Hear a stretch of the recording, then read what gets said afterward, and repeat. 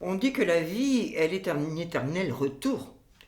Eh bien, je vais finir par le croire. Ah ça, mon bon ami tout de même, qui aurait dit qu'un jour on aurait à le revoir le port de Yokohama. En effet, quelle histoire! Et puis aussi, quelle insigne chance que de pouvoir dormir ce soir, consul de France, en ce consulat de Nagasaki. Ah, tout de même, que de chemin parcouru quand on s'en souvient, qu'il y a 30 ans je le quittais sans éclat au grade d'élève aspirant, le Gustave Courbet. Regarde, rien n'a changé. Tu as vu le pentis du vieux Fukuda? Il est toujours debout. Comme il nous aura fait peur quand nous enjambions son corps de vieux soldat et la lame de son Tanaka. Le sais-tu, ma chère amie, que toutes ces années, le vieux Fukuda, il sera resté dans mes pensées? Oh, mon bon ami, bien sûr que moi non plus, que ce vieux japonais, je ne l'ai pas oublié. Je m'en souviens. Il était le garde du corps d'une jeune japonaise. C'est bien ça, n'est-ce pas? J'ai oublié son nom. Et toi? Oh, moi je m'en souviens très bien. Il s'agissait de Madame Butterfly, de son vrai nom, Shosho-san. Et elle avait 15 ans.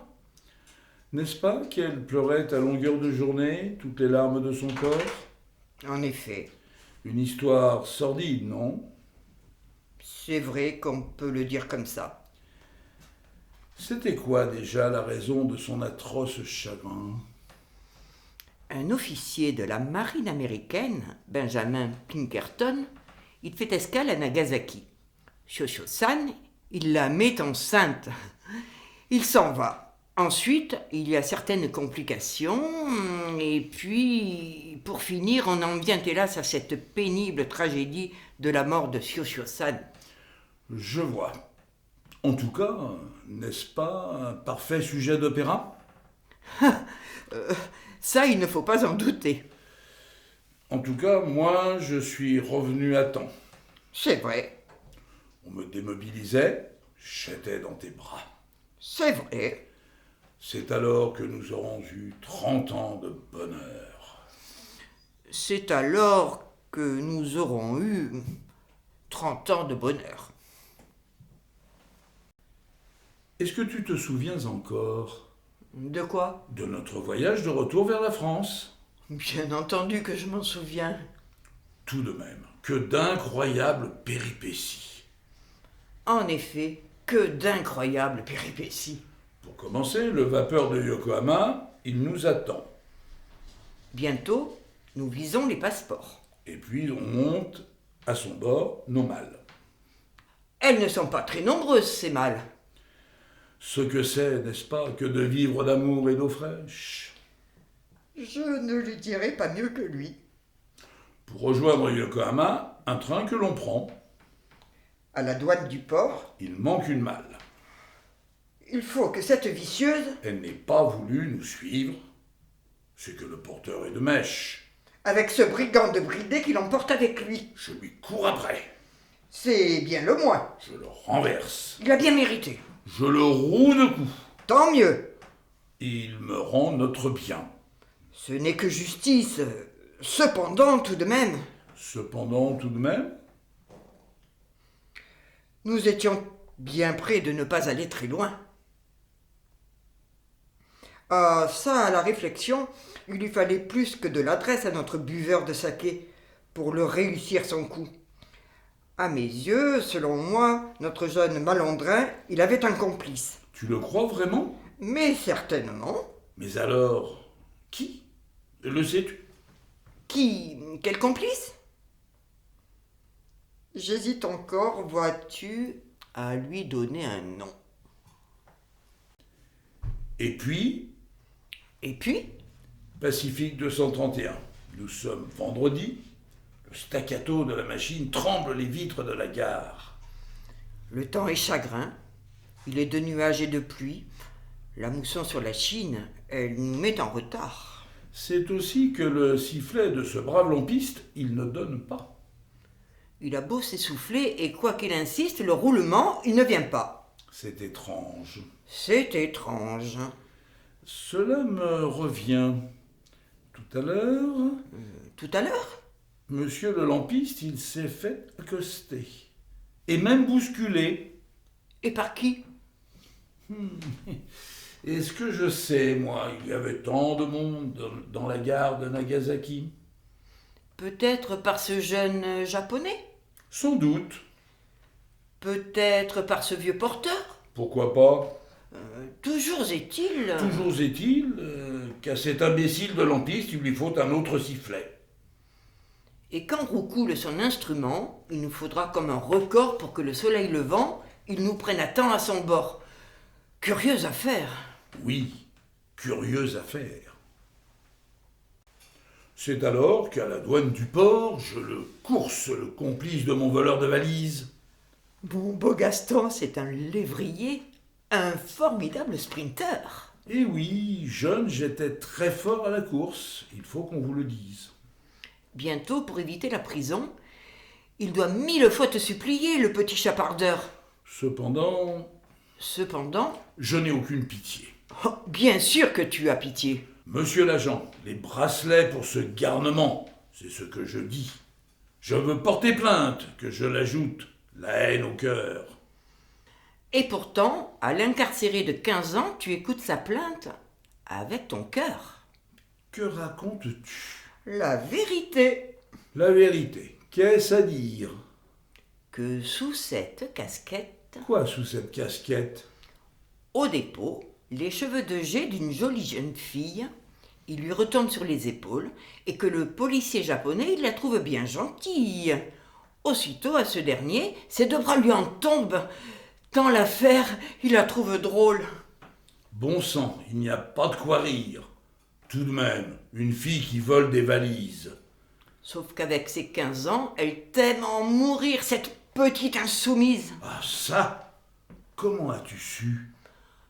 Tout simplement parce que je l'ai très bien reconnue, Akihito, quand elle nous montait dans ce fourgon. Et toi, Gaston, c'est déjà que tu te désolais de son sort à cette Akihito. Et le sifflet du lampiste? Akihito aussi, Akihito aussi. comme si tu ne le savais pas. Sur le quai de la gare de Nagasaki, un pugilat. Un soldat bouscule un coulis et ses paquets. Le ton monte, les insultes fusent. Sans nulle honte, voilà qu'on accuse le vieux porteur de 1000 négligences. Alors, notre imposteur, il tente sa chance. Qu'est-ce à dire? Que ce lampiste qui veut départager ces deux messieurs qui s'invectivent, il ne le voit pas que le soldat, il lui subtilise son sifflet. C'est habile. C'est habile, sauf que le lampiste, il va se décourager que les essieux de notre locomotive, ils ne donnent pas ce premier fracas qu'autorise son coup de sifflet. On aurait voulu nous empêcher de rejoindre Yokohama, qu'on ne s'y serait pas pris autrement. Eh oui, on aurait voulu nous empêcher de s'embarquer à Yokohama, qu'on ne s'y serait pas pris autrement. Akihito. Akihito! Mais enfin, nous y montons sur le soleil levant. Il en était vraiment temps, ce matin de mousson. Bientôt, nous filons 12 nœuds. Nous sommes heureux. Pour aujourd'hui, C'est la calmie. pas le moindre nuage. Pas le moindre tangage. Ces dames se reposent sur ces transatlantiques qu'on a disposés par dizaines sur le pont. Ces messieurs causent du monde et de politique, leur Panama repoussé très haut sur le front. La vie est belle. La vie est belle. À un moment, la cloche annonce le repas du soir. 1000 gens à cette appétissante semonce nous quittent le promenoir. Alors, cristaux et argenterie pour la première classe. Alors, faïence de petit prix pour la seconde classe. Pour nous, nous avons droit à des plateaux repas. C'est que nous sommes les rois du pont d'en bas. 1 heure plus tard, on en vient au cigare. On en vient au bourbon, Au rami, au bridge, nous nous faisons... des amis. Ils sont de Cambridge. Monsieur est officier. Madame est médecin. L'officier et le médecin, ils ne sont pas désagréables. Ah ça, tout de même, quelle chance nous avons quand nos nouveaux et délicats amis nous prient à leur table. Tout à coup, Tout à coup, une fois encore, on entend la cloche du bord. tant de fois elle reprend que c'est une alarme. Bientôt, c'est l'effroi. On prend les armes. Les pirates malais, Les pirates malais.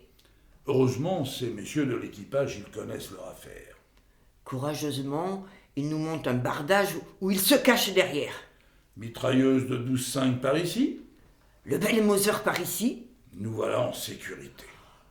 Nous voilà rassurés. C'est qu'à ce moment, comme une vedette nous poursuit. Son panache noir n'est qu'un long trait de suie. Bientôt sifflent à notre tête les trajectoires de ces dizaines de balles, les unes languissantes, les autres impitoyables. Aussitôt, elles font un grand mal, ces petites méchantes, quand elles en sont capables. Et tiens, 2 morts que cela nous fait. Et tiens, 5 blessés que cela nous fait. Mais enfin, nous gagnons du terrain. Oui, peu à peu, nous les distançons. Car, en effet, que les braves machines du soleil levant, elles gagnent la partie. Et ce n'est pas ce petit canonnier qui nous harcèle. Qui aura raison de notre si estimable steamer? Bah, hélas, on ne sait que la mer de Chine, elle est de longtemps à la merci d'un ramas de pirates malais qui excellent en toute saison comme naufrageurs. Oui, on le sait. Toujours est-il Toujours est-il, que notre commandant, il me tend ses jumelles. notre commandant, il te tend ses jumelles. C'est comme je te le dis. Et puis, Akihito! comment ça, Akihito? Je la reconnais, c'est elle qui donne les ordres. Court-elle d'un bord l'autre de son maudit rafio? Ce n'est pas possible. Oh, que si, que c'est possible. Seigneur Dieu, quelle femme! C'est qu'elle l'aime, son Gaston, Akihito.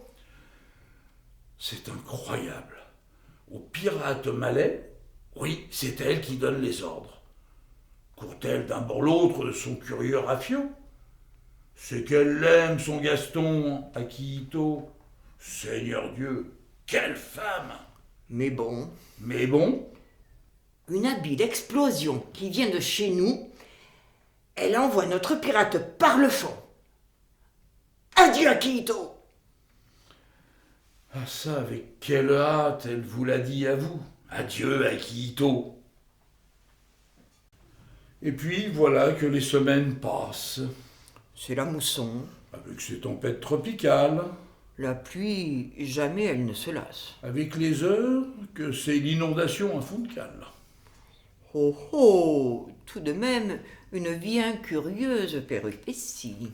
Notre capitaine, bientôt, il nous dit Qu'il pense à un sabotage. Sinon, tout de même, une bien curieuse péripétie. Et oui, quel malheur! On se traîne sur les flots, tout ralenti. Pour finir, moi aussi je pense à un sabotage. Il n'est pas idiot. Je ne suis pas idiot. Akihito! Akihito. Et puis, un mercredi, enfin, nous arrivons à Hanoï. Oui, un mercredi, enfin, nous arrivons à Hanoï. Rien ne va plus. La fièvre carte. Me voilà entièrement perclus. J'ai tiré la mauvaise carte. Bientôt, l'aumônier des colonies, il vient à ton lit. Aussitôt, il veut me confesser. Il veut m'administrer. C'est aussi qu'on me bourre les fesses de douloureuses médecines jusqu'à me les sinistrer. Et puis me voilà respirante à tout bout de champ cette infecte térébenthine. J'en ai la nausée. J'en suis indisposé. Il délire. Je suis dans le coma. On craint le pire. Et tiens, je suis à l'article. En quelques jours, plus rien ne va. Allons, bien entendu, que tout est perdu. Et oui, je vais mourir. D'ailleurs, je suis déjà si mort que même les voraces anophèles, ils l'ignorent désormais, ce qu'il a de goûteux, mon corps de futur trépassé. Et quant à mon triste destin, si j'en doutais encore, je l'appréhende fort bien, car c'est un sang épais et des caillots affreux que l'on peut me bassiner du soir au matin. Moi, je le vois. L'excellence de la faculté, elle ne peut plus rien pour lui. C'est bien pourquoi mes facultés, elles se sont presque toutes enfuies. Résigné, je commande un cercueil. Tu lui feras un triste accueil, n'est-ce pas? En effet que oui. Et c'est aussi dans les larmes et l'affliction que je me fais à la raison de t'y bientôt consigner. Cependant, une nuit, à Hanoï, Hanoï, on frappe à la porte. ce sont des coups légers. Comme une femme peut emporter. En effet. On m'a raconté qu'une vieille femme, toute voûtée qu'elle l'était, elle tirait la chevillette. Et puis chérait-elle ensuite, comme il se doit, la bobinette. À ce qu'il paraît, ses vêtements sont des hardes. Et son visage, il n'a plus d'âge. On lui prête les vertus du rebouteux. Et du chaman. En tout cas, sur ton cas, cette brave femme, elle se penche. Ses incantations prêteraient à sourire. S'il n'était cette guérison qui te redonne à la vie. Pour finir, la mort n'a pas voulu de moi. Ce qui fait le tout de ma joie. Je survis. Il guérit. Quel bonheur! Quel bonheur! Comment ça, quel bonheur? Quelle étrange façon tu as ici de les dire, les choses. Je l'ai dit à ma manière.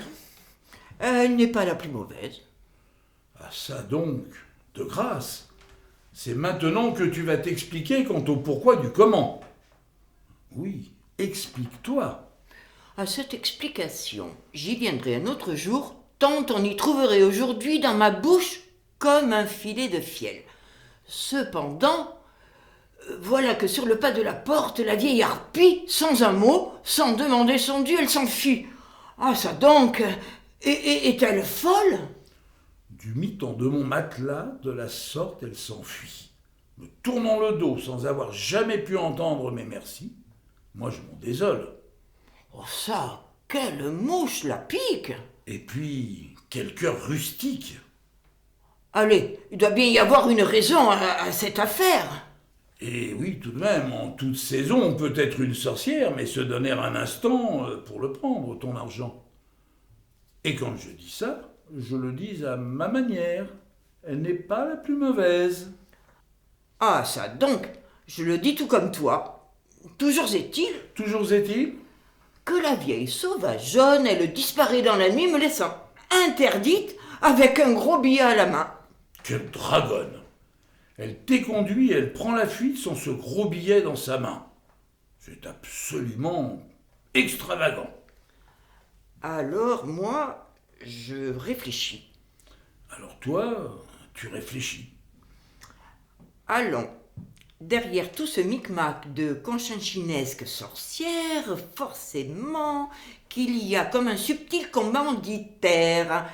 C'est ce que je finis par me dire. Sans doute, mais alors, qui? Ainsi que je t'entends, tu le sais très bien qui est ce qui. Vraiment? Tout de même, quel pharisien tu fais, quand tu le sais très bien que c'est cet Akito qui donne les ordres, tous les ordres. Ah, tu le crois vraiment que c'était Akito qui était derrière toute cette affaire? Pardi que oui, et toi à cet instant, il y a que tu nous joues très mal les idiots. En vérité, il y a que c'est un peu vrai ce qu'elle dit. Et maintenant que je le suis d'enfin guéri, nous quittons l'Asie. Pour Pondichéry. Il ne s'y passe rien. Mais on le sent bien. Comme une présence dont les bienfaisances et les charités sont à nous persécuter. Akito peut-être. Akito sûrement. Ah ça vraiment? Quel curieux être. Quelques semaines plus tard, il faut que nous flânions au Caire. Près de cet interminable embarcadère. Sur cette felouque, aux voiles bigarrées, 3 hommes hissent une grande voile carrée. Pour nous, ils vont remonter le Nil presque toute la nuit. C'est qu'en effet, on va nous y conduire à Luxor par ce Nil. À cet instant, et pour vous le raconter, il y a comme une touffeur qui nous obsède. Quoiqu'il soit de longtemps l'heure que le soleil, enfin, il décède. Il faut aussi que je le sois d'imprudent. Oui, il est imprudent. Quand je veux faire 3 pas dans l'eau, Pour y monter sur notre bateau, moi, à cet instant, à la commettre cette dernière grosse bêtise de marcher dans l'eau, bien entendu que je ne suis qu'un fieffé imbécile. pourtant, on le lui a bien dit qu'au bord du Nil. De fourbes sauriens, ces gentils prédateurs, ils attendent l'horreur du soir au matin. On crie. On me montre du doigt la terrible bête qui fond sur moi. À tue-tête, je crie, Mais c'est trop tard. mais c'est trop tard. Et oui, il y a que la chose, elle s'est emparée de mon bas de pantalon et que, sans désemparer, gaiement, elle m'impose de rejoindre le fond. D'abord, je serai noyé, ensuite mastiqué, des heures durant, des jours durant. Je me signe, je me résigne. Cependant, Tandis que je passe la tête sous l'eau, tant cette chose, elle me veut du mal, il y a ce fusil de chasse qui lui fait sa peau et très bien l'arrose mon méchant animal. Donc je suis sauvé. il est sauvé. Moi, sitôt monté à bord, je demande qui a fait ça, ce prodige, de mettre une balle entre les 2 yeux de mon persécuteur. C'est un peu fort. Personne ne lève le bras depuis cette cale, et nul ne se veut être mon sauveteur. Pourtant, il y a bien cet homme qui, depuis ce toit, nous regarde la scène. Il se tient... Cet homme pile à cet endroit où pend une scène dans le vent. Les mailles de ce filet, elles sont assez larges pour ne pas dissimuler le fusil que l'on cache. Qui donc était ce fusilleur? Si tu le sais, dis-le-moi. C'est pour la vie que je lui servirai une rente. Ah, Quito, cette bougresse, c'était le tireur. Allons, tu le sais tout comme moi qu'elle appréciait la détente. Tu en es sûr? Absolument sûr. Quelle incroyable histoire! Et elle n'est pas finie. Oui, elle n'est pas finie en effet. C'est que nos tribulations, elles nous mènent cette fois à Sainte-Sophie. Bosphore, Turquie. Nous y flânons des heures. Oui, des heures. Et puis nous gagnons Topkapi. Dans cette vitrine, on y voit 1000 merveilles. Des verres de paline, des couteaux de vermeil, L'or d'un yatagan, des carats de diamants, de la soie d'écolier, de délicates calligraphies et enfin un cahier d'écolier. à la tremblante graphie. On nous raconte qu'un fils de Soliman Cette grandeur ottomane, s'exerçait à y écrire. en héritier de l'Empire. Tout à coup, à cette porte passe une jeune femme. Peut-on la reconnaître avec ce voile d'épaisse mousseline? Certes que non, c'est que les mœurs des hommes, elles sont ici à jamais orientales. Alors, qui est-ce donc? C'est qu'il y a un monde fou à cette porte. Un visiteur y déclame et se croit tout connaître. Ce cuistre se dévoile une culture de bécassine. Bientôt, nous nous écartons de ce méchant homme à la monumentale sottise. Nous, on sort par ici. Mais bon, encore cet inconnu qu'il faut alors encore croiser. Ah ça, alors, cet inconnu que je dois encore frôler. Puis, je me penche sur cette enluminure. Elle est d'arabesques d'or et d'idéogrammes persans. Elle, toujours cet inconnu, elle s'incline sur cet incunable. Il court des idéogrammes et de pourpres lettrines, et puis Et puis, elle rejoint ce mur au bout de ce corridor de ce palais ottoman. Il y est, tout contre, une table gravée d'un monogramme. Elle supporte une vitrine.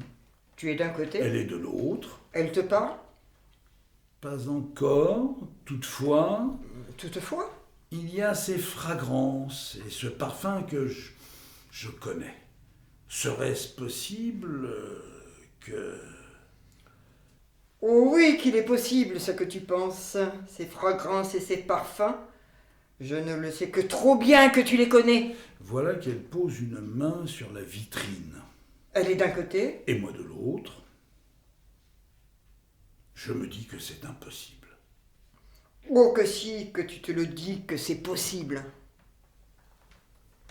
Cependant, souvent fois, c'est elle-même que ces pièces de soie, elle me les montrait à l'étal de son père. Alors, cette main, ces mains, elles ne peuvent être que les siennes. Oui, elle te les montrait, ces pièces de soie, à l'étal de son père. Alors cette main, ces mains, elles ne peuvent être que les siennes. Vous vous êtes parlé. Non, Vous vous êtes parlé. non, c'est faux. Sous ce moucharabier. Bien entendu que non, quand j'y suis resté dessous, bouche bée. Ah, ça, mon cher ami, je te le dis, que ce trait d'esprit que tu viens à l'instant de nous commettre, il est absolument et définitivement puéril. Car vous vous êtes parlé. Non, je suis resté muet comme une carpe. C'est alors qu'elle t'a entraîné jusqu'à ce jardin où coulait une fontaine. Et que faire d'autre, je te le demande, quand elle te menace de se tuer de sa main si je ne veux pas écouter sa peine? Et c'est alors que vous vous êtes encore parlé. Non, jamais. Ça, je te le dis, que la haine, elle te ronge le cœur pour rien. Jamais nous ne nous sommes parlé. En effet, ce n'était pas nécessaire que vous parlissiez.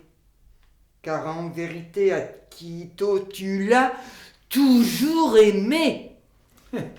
Et c'est bien pourquoi que c'est avec toi que j'ai rejoint Venise. Oh oui, Venise. Le Grand Canal, Le pont des soupirs, gondole, Vaporetto, melon Porto, jambon de Parme, parmesan, Zanzibar, barre de fer, fer à cheval. cheval de course à pied. Ah, nous voilà donc à jamais réconciliés. En effet que nous le sommes, et c'est pourquoi bientôt, sous le pourpre de ce vélum, d'une trattoria au bord de l'eau, Nous mangeons cette pomme enlacée de nos bras sans se dire un mot. c'est alors que l'amour, Rime avec toujours. ou seulement pour quelques jours, Oh non, tu ne vas pas recommencer. Quand même, c'est avec toi et seulement avec toi que j'y suis dans ce Palazzo de Venise. oui, en effet qu'il est vrai que nous y sommes ensemble dans ce palazzo de Venise. Cependant, Hélas, et tout à coup, le téléphone sonne. Il est minuit, le concierge m'informe, il me conduit Bérénice, de grâce, abandonne tout de suite ce délire. pour m'y le lire. Un gondolier affronte le clapot. À ces inconnus, tu ne devrais pas raconter que je t'ai fait honte dans ce tripot. Le Lido a des bouges et certains cabarets. On y joue à la scopa sur des toiles cirées, on y boit le vin rouge à tour de bras. Jusque-là, rien de répréhensible comme je le crois.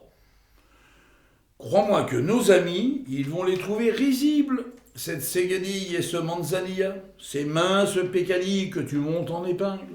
Sauf que Sauf que, cette épingle, je vous le dis que c'est un poignard que l'on me portera au cœur dans un instant. il est tard, tu ferais mieux de te taire. Et moi, je te le dis que tout à chacun, il a ici le droit de le savoir, quelle est la fin de l'histoire. Et moi, je te le répète encore qu'il est tard et que tu ferais beaucoup mieux de te taire. Certainement pas. Bérénice. Tais-toi et laisse-moi raconter ce que je veux leur raconter. Hélas, moi, je le sais, que ce ne sont que des bêtises que tu peux maintenant leur raconter. Une dernière fois, je t'en supplie, tais-toi. Des bêtises, oses-tu dire? C'est que moi j'en doute. Surtout quand dans ce bouge les lumières, elles sont partout tamisées. C'est pour mieux tricher. Les joueurs sont à cette table. Pour jouer aux cartes, je vous le dis que d'être autour d'une table, c'est définitivement inévitable. Les uns sont des comparses, les autres des complices. Et de ceux qui trichent aux cartes. De cette triste farce qui me met au supplice. Tu ferais mieux de te taire. Oh oui, qu'elle ferait mieux de se taire. Bon sang, c'est que ce n'est pas aux cartes que l'on joue dans ce cabaret. Pourtant, après 50 000 livres, je viens de rejouer le coup et j'ai gagné 150 000 livres. Au risque de mourir? C'est ce que tu crois. C'est ce que je vois. Allons, bien entendu que je le sais où elle est, la balle dans le barillet. Ah, ça, à cet instant, quelle triste martingale que c'est que de te savoir compter. Je ne risquais rien. Tu n'étais pas si malin. Et pourquoi donc? Tu ne tenais pas en main le bon revolver. Comment ça, je ne tenais pas en main le bon revolver? Un Napolitain l'échangeait au dernier moment. De sous son manteau, il sortait une toute autre pétoire. Ce Napolitain, il avait accepté de l'argent pour tirer de son manteau une arme de foire. Dedans, pas une balle, que dalle. En es-tu vraiment sûr? Absolument sûr, c'était le contrat. Tout ce que je gagnais, lui et moi, nous le partagerions de moitié. L'homme de la Casa Nostra que tu payais, c'est avec une malicieuse joie qu'il avait rechargé le barillet. En vérité? En vérité, Ah ça, ma chère Bérénice, comment te croire? dès la fin de cette histoire, Et alors à quoi comme fin cette histoire? réfléchis. Et c'est déjà qu'elle sera sur le bout de tes lèvres. Je réfléchis. Et c'est pour rien que je réfléchis. Eh bien alors je vais t'aider. Je crois que tu le connais, ce foulard. Tu l'auras donc gardé. Soupèse-le comme il est lourd. Bon sang, une balle de revolver. D'où la tiens-tu? d'Akihito, depuis qu'elle voulait que tu vives. Akihito, elle était à Venise. Oui, Akihito, elle était à Venise. Je ne comprends pas. Comment cette balle peut-elle être aujourd'hui en ta trop malicieuse possession? Parce qu'il y a 30 ans, à mon intention, la si belle Akihito, laissait-elle au concierge de notre hôtel un parfum, une enveloppe, une lettre, quelques mots, et cette maudite balle comme autant d'adieux. Et elle me le disait aussi, et entre autres choses, qu'elle renonçait à jamais à son amour pour toi. Cependant, le saura-t-on un jour qui tu auras vraiment aimé? Bérénice, Moi, je le crois, hélas, que du foulard d'Akihito, Nulle couleur n'en passera jamais, ni pour toi, ni pour moi.